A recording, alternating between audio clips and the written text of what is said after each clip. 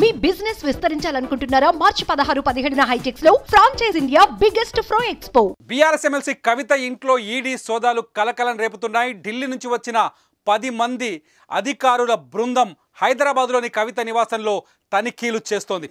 ED అధికారులతో కలిసి IT అధికారులు కూడా ఈ సోదాల్లో ఉన్నట్టుగా తెలుస్తోంది. 4 టీములుగా ఏర్పడి తనిఖీలు చేపట్టారు. ఐటీ దాడుల నేపథ్యంలో కవిత నివాసం దగ్గర భారీ ఎత్తున పోలీసులను మోహరించారు. ఢిల్లీ లిక్కర్ స్కామ్ కేసుకు సంబంధించి సోదాలు జరుపుతున్నట్టు సమాచారం అందుతోంది.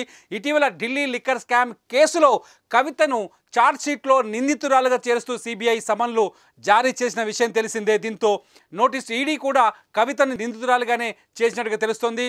అటు సిబిఐ ఇటు ఈడీ 2 చోట్ల ప్రస్తుతం కవిత ఢిల్లీ లిక్కర్ స్కామ్లో నిందితురాలుగా ఉంది. ఈ నేపథ్యంలోనే కవిత ఇంట్లో అనూహ్యంగా ఐటీ ఈడీకి సంబంధించిన 2 బృందాలు అంటే మొత్తం 10 మంది అధికారులు కవిత ఇంట్లో సోదాలు జరుపుతున్నట్టుగా తెలుస్తోంది. ప్రస్తుతం కవిత ఇంటి దగ్గర హడావుడి కనిపిస్తోంది.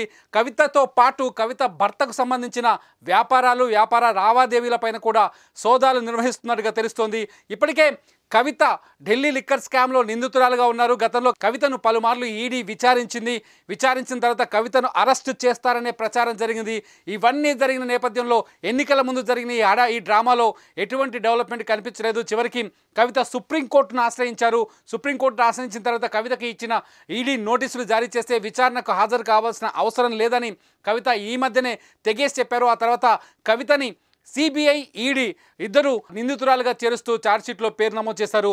ఛార్జ్షీట్లో పేరు నమోదు చేసిన తర్వాత ఫస్ట్ టైం ఈసారి కవిత ఇంట్లో ఈడీ ఐటీ ఉమ్మడిగా 2 అంటే జాయింట్ ఆపరేషన్ నిర్వహిస్తూ కవిత నివాసంలో సోదాలు నిర్వహిస్తున్నారు. ఇది ఢిల్లీ లిక్కర్ స్కామ్ విచారణలో కీలకమైన పరిణామం. కవిత ఇంట్లో దాదాపు ఈ సోదాలు 2 రోజులు జరిగే అవకాశం కనిపిస్తోంది.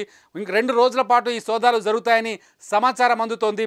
ఢిల్లీ నుంచి వచ్చిన ప్రత్యేక అధికారుల బృందం నేతృత్వంలో ఈ సోదాలు జరుగుతున్నట్టుగా తెలుస్తుంది. ప్రస్తుతానికి కవిత ఇంటి దగ్గర పోలీసులు మోహరించి కనిపిస్తున్నారు. కవితకి ముందస్తు సమాచారం ఉందా లేదా అన్నది ఇంకా తెలియాల్సి ఉంది.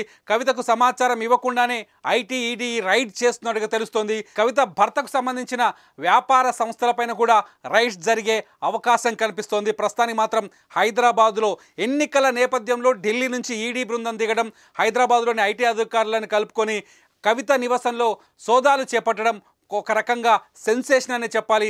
చూద్దాం కవిత నివాసం జరిగిన సోదాలపైన ఈడీ ఎటువంటి సమాచారం ఇవ్వబోతుందో. సుమన్ టీవీలో మీ పర్సనల్ అండ్ బిజినెస్ ప్రమోషన్స్ కోసం కింది నెంబర్కి కాంటాక్ట్ చేయండి.